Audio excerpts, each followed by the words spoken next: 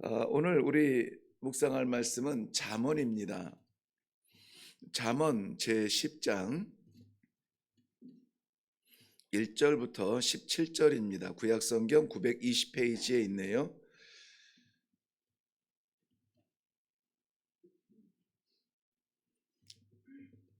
잠언 제10장 1절에서 17절입니다.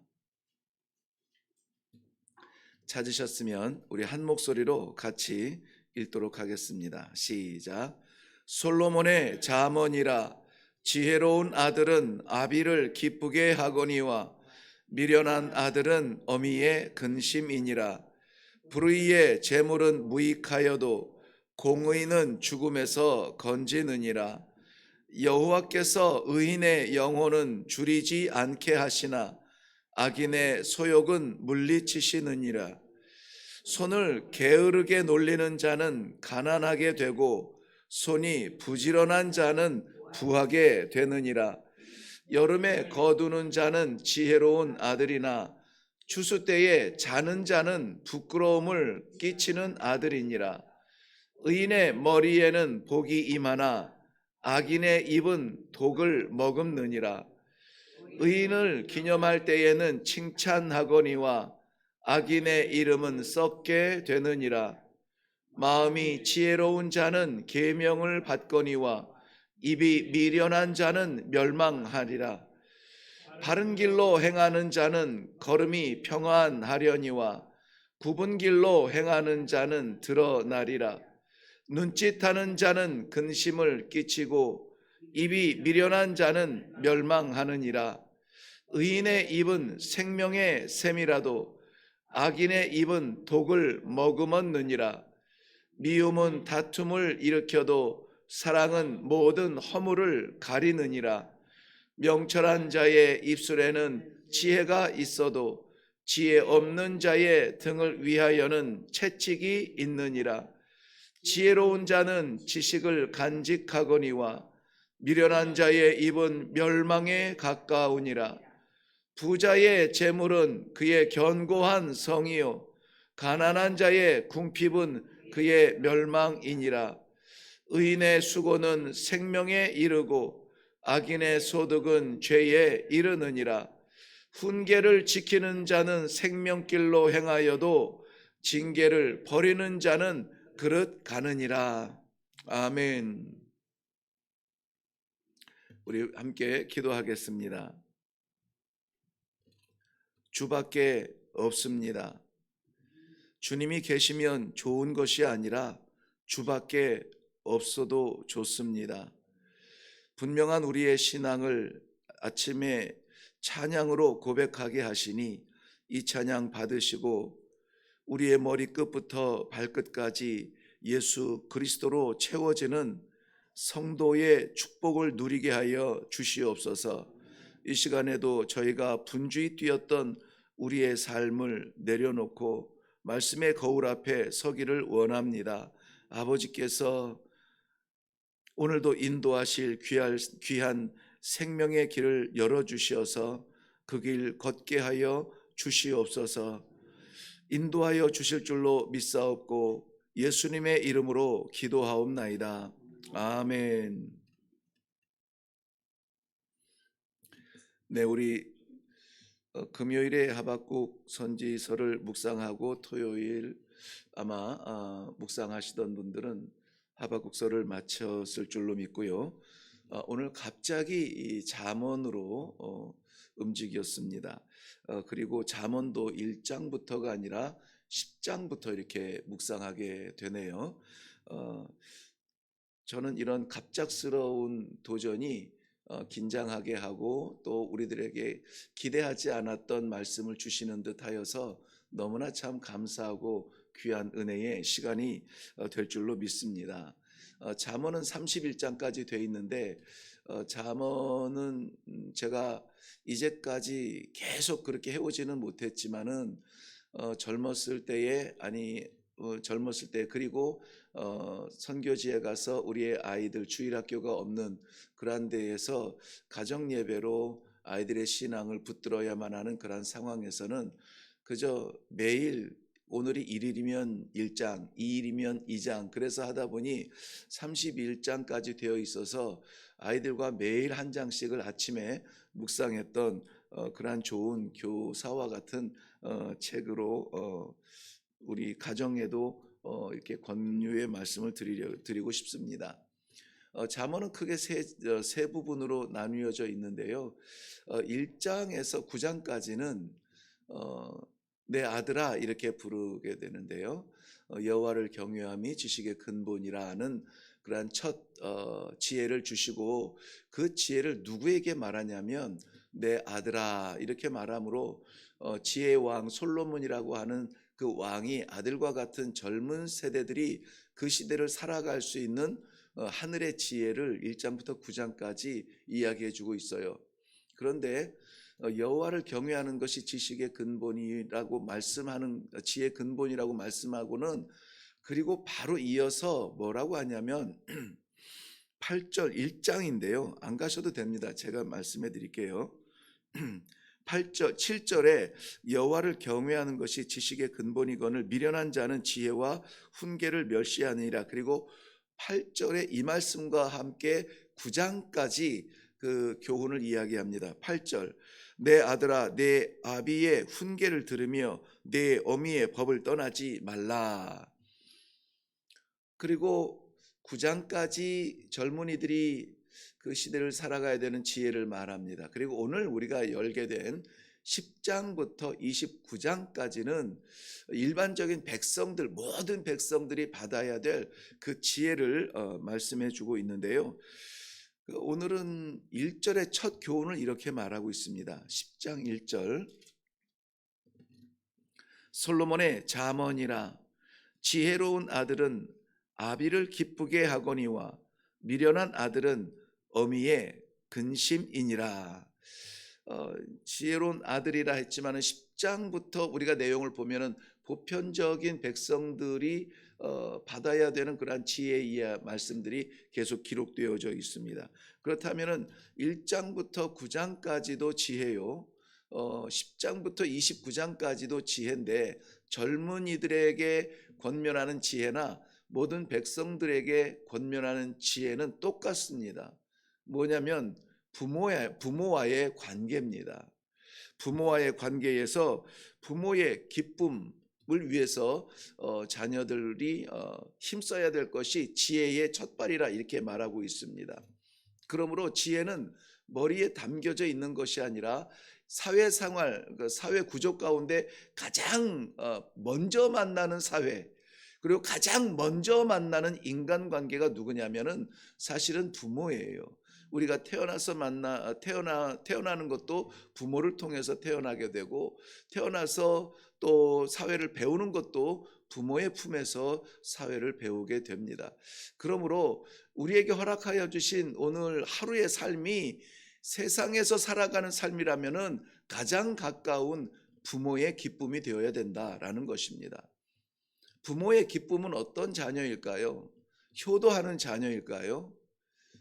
과연 나에게 효도는 잘하는데 나가서 엉망인 삶을 사는 그 부모의 심정이 기쁨이 될까요? 그렇지 않습니다. 우리가 부모에게 효도해야 된다, 부모의 기쁨이 되어야 된다는 것은 효도하라는 말이 아니라 자식으로 이 출생을 하도록 생명을 주어서 그가 한 사람으로, 한 생명으로 허락된 사회 가운데에서 제 역할을 잘 감당할 때에 부모는 기쁨이 되는 것입니다. 학생일 때에 학생의 본분을 다하는 자녀를 볼 때에 기쁨이 되는 거예요. 몸을 해칠까 봐 야야 쉬었다 해라 하는 걱정의 말씀 같아도 애를 쓰고 수고하는 그 자녀가 자랑스러운 거예요. 우리 아이는 집에만 오면은 자빠져 있어요. 이것을 집이 편안해서 쉰다고 표현할까요? 이웃에게 그것을 자랑하겠습니까? 그래 집에 왔으니 좀 쉬어라 라고 말을 해도 우리 아이는 집에만 오면은 누워요 라고 자랑하지 않아요. 하루 종일 학교에서 수고하고 공부하느라고 애썼어도 집에 와서 책상에 앉아서 열심히 예습 복습 그 하는 모습을 보면서 학교에서 열심히 했을 텐데 좀 쉬어가면서 해라 여기 있다라고 과외를 들이미는 이유는 뭡니까? 새로운 마음으로 새힘 얻어서 계속 공부해 뭐 이런 거 아닐까요?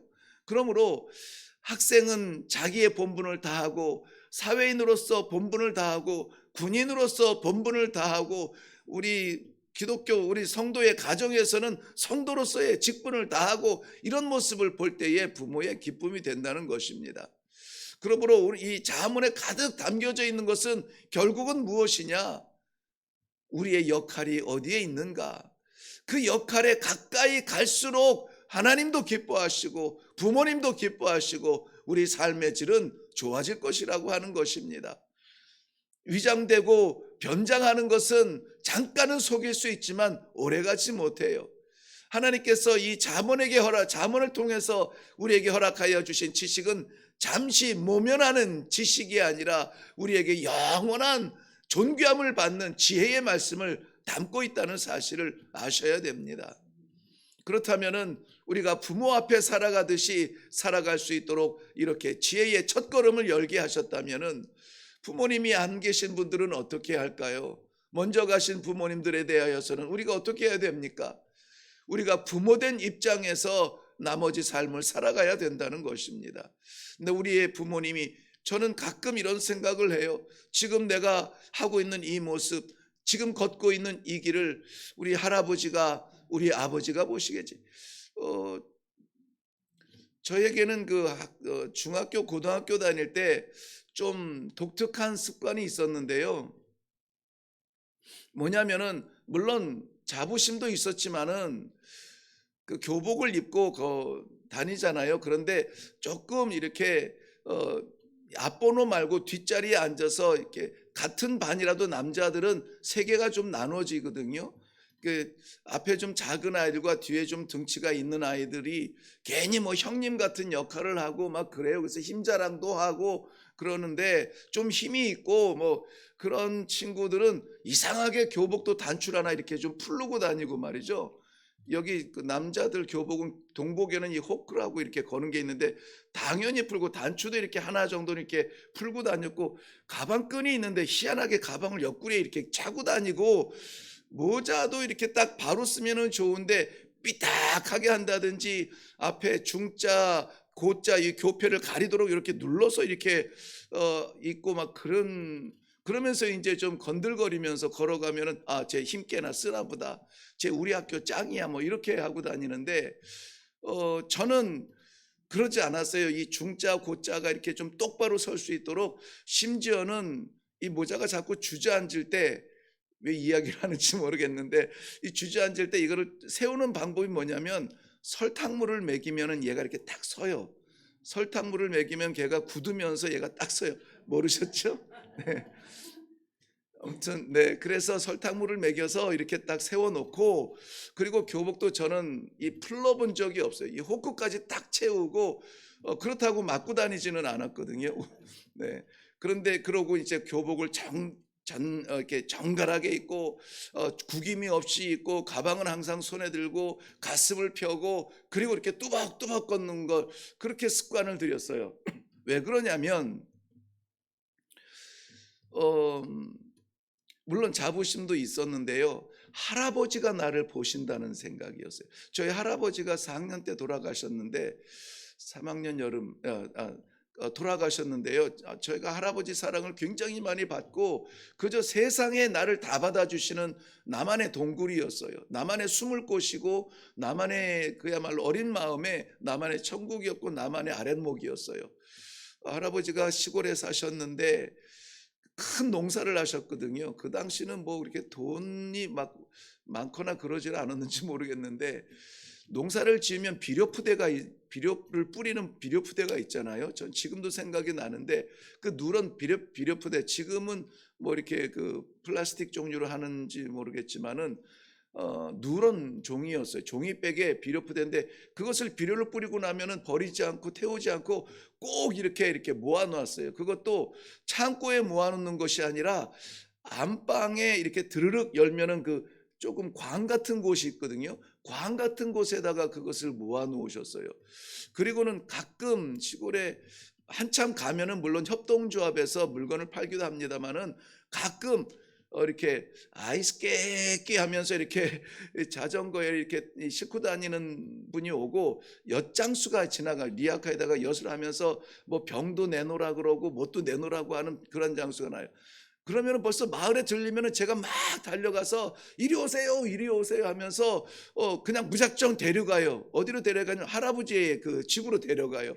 그러면은 할아버지가 언제 그걸 모아 놓으셨는지 비료푸드 이만큼 모아 놓은 거를 가져다가 리아카에 쑥 집어넣어 주면은 그저 그 맛있는 호박엿을 잔뜩 주고 아이스 깨끼를 주어서 얻어먹게 하고, 그렇게 아무튼 저의 어린 시절의 추억이 할아버지하고의 추억이 참 많아요.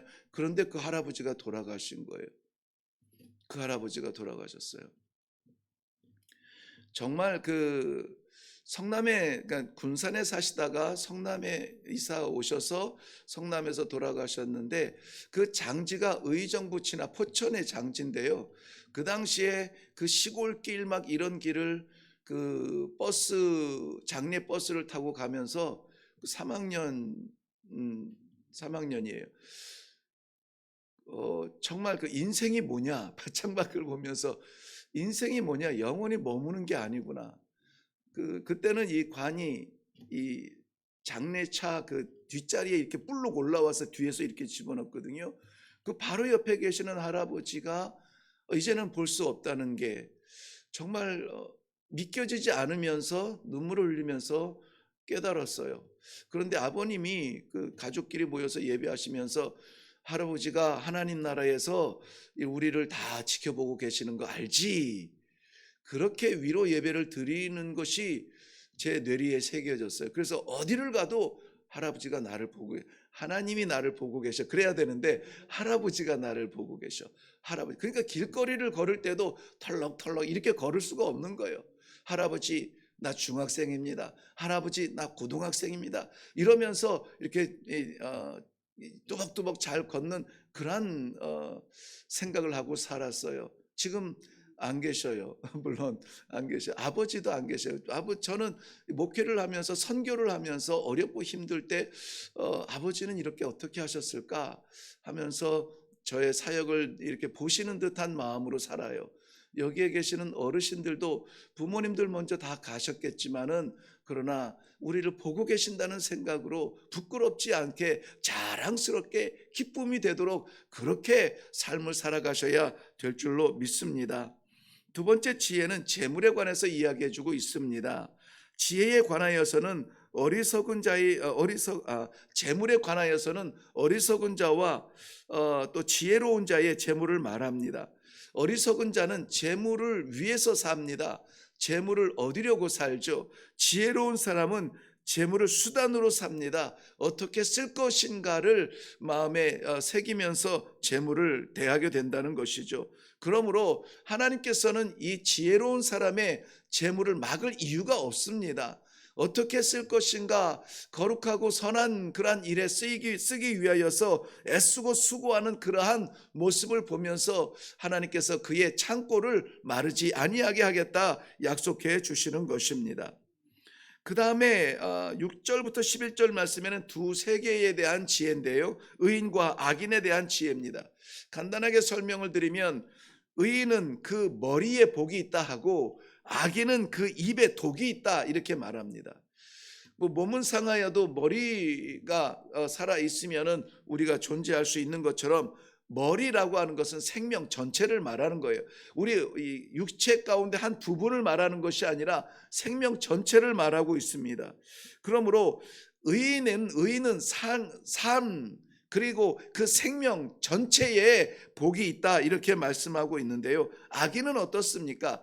악인은 그 입에 독이 있다 그랬습니다. 이 독은 그 입에 있는 독은 삼키는 독이 아니라 내뱉는 독이에요. 그래서 자기를 위해 준비된 독이 아니라 남을 위해 쏟아내는 독이라고 하는 것이죠. 뱉어내어서 관계를 죽이고 뱉어내어서 영혼의 상처를 주는 그러한 독이 6절부터 11절이라고 했는데요. 6절에도 6절 하반절 말씀 보시겠어요? 6절 하반절 말씀에도 악인의 입은 독을 머금었느니라. 11절 하반절 말씀 보세요. 악인의 입은 독을 머금었느니라. 시작하면서 마치면서 이 악인의 입에서 나오는 독에 대하여서 우리에게 주의를 주고 있습니다. 모로코에는 이런 격언이 있다고 합니다. 칼에 베인 상처는 아물겠지만 말에 베인 상처는 아물지 않는다고, 그러한 그 격언이 있다고 하는데 맞는 것 같아요. 말에 베인 상처는 치유되기가 어렵습니다. 그 뿌리가 그렇게 남아 있더라고요.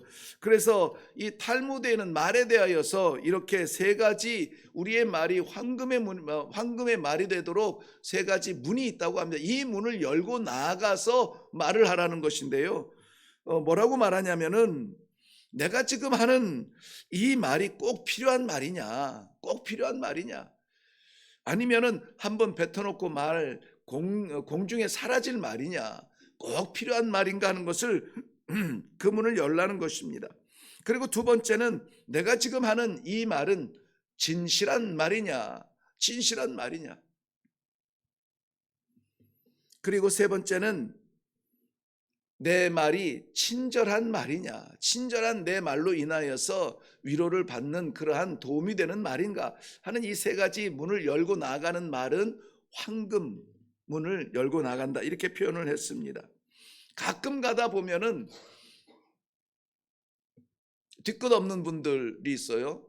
할 말 다 하고 뒤끝이 없다고 하는데, 저는 그 뒤끝이 좀 남아 있더라도 할 말은 좀 가렸으면 좋겠다 하는 생각이 들 때가 있고요. 할 말은 해야 또 직성이 풀리는 사람이 있죠. 내가 뭐 틀린 말을 하지는 않아요. 그리고 내가 거짓말을 하지도 않습니다. 과장하거나 뭐 이런 것도 아니에요. 그런데 내가 하고 싶은 말은 꼭 해야 직성이 풀리는 사람이 있어요. 저는 우리 성도들은 할 말 좀 이렇게 하지 않고 직성을 묶어놨으면 좋겠다는 생각이 들어요. 그 직성은 내가 좀 묶어놓고라도 할 말을 다 하지 않는 것, 그것 하나님께서 주신 지혜의 인내함이라면은 기꺼이 한번 시도해 보는 것도 좋을 것 같아요. 아무래도 오늘 하루는 우리는 말에 좀 긴장하게 되겠습니다. 야고보서 3장 2절 말씀에도 말에 실수가 없으면 온전한 것이라 그랬습니다.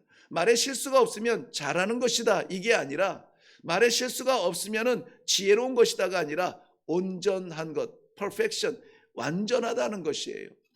그러므로 우리가 모든 마음의 생각이나 모든 행동이 바른 삶을 살 수 있어도 말에서 넘어질 수 있는 연약함이 우리들에게는 있다는 것입니다. 마지막 12절부터 17절까지는 지혜와 미련함의 결과에 대해서 말하고 있는데요. 지혜와 미련함이 그 결과를 이상하게 분리하고 있습니다. 지혜는 사랑으로, 미련함은 미움으로 이렇게 분리하고 있어요. 미련한 사람의 미움은 다툼을 일으킨다. 우리가 미련하여 그냥 그저 그렇게 살아간다고, 나 하고 싶은 대로 산다고 해서 다 귀한 것이 아니라, 왜냐하면 다툼이 일어나기 때문에 그렇습니다. 그런데 지혜로운 사람의 사랑은 허물을 덮는다고 지혜를 주셨습니다. 허물을 덮는다는 말은 쉬운 말로 용서할 수 있다는 것입니다. 오늘 미련한 자의 자리에 서서 다툼을 일으키지 아니하고 지혜로운 자리에 부름받아서 용서하며 허물을 덮는, 많은 사람들의 허물을 덮는 그러한 우리 귀한 지혜가 있기를 바랍니다.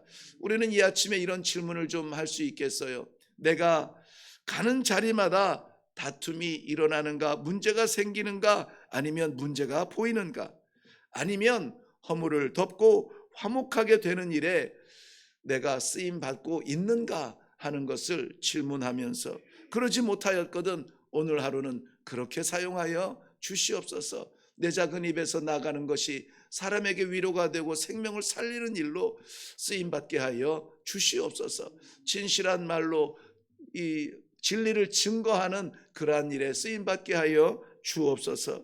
우리가 가는 자리마다 화목하게 하시고 위로받게 하시고, 내가 입술을 닫으면 닫았지 내 입술이 열리는 자리에 사랑의 꽃이, 향기가 나는 그러한 일에 쓰임받게 하여 주시옵소서. 기도하는 하루가 되기를 바랍니다. 우리 먼저 기도하겠습니다.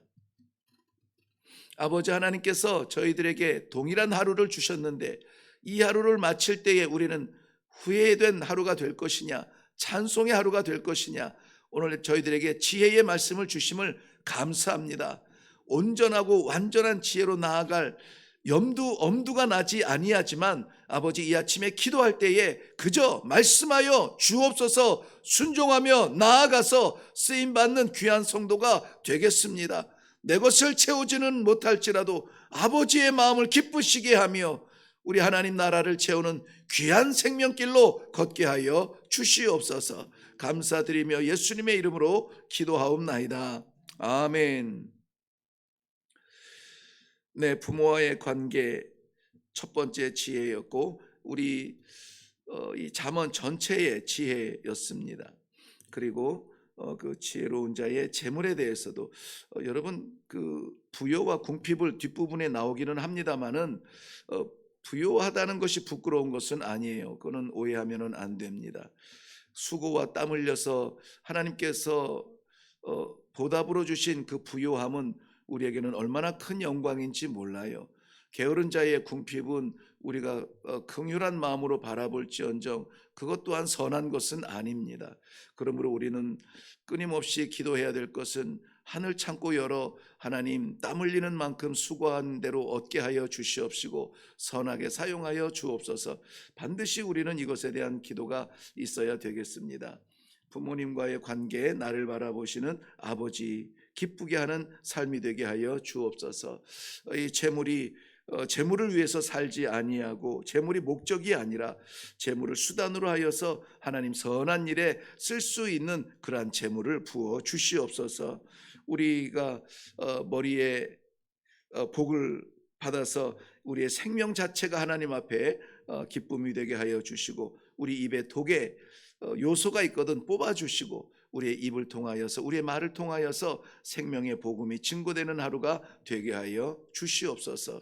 다툼이 일어나는 곳에 화목하게 하시고 미움이 있는 곳에 사랑을 말할 수 있는 지혜로운 사랑의 사도가 되게 하여 주시옵소서. 오늘 이 말씀 가운데서도 너무나 많은 기도의 제목들이 있습니다. 조목조목 하나님께서 내게 새겨주시는 것마다 이 시간에 다 같이 기도하고 나아가서 실천적 삶으로 하나님을 기쁘시게 해드리기를 원합니다. 우리 같이 기도하겠습니다.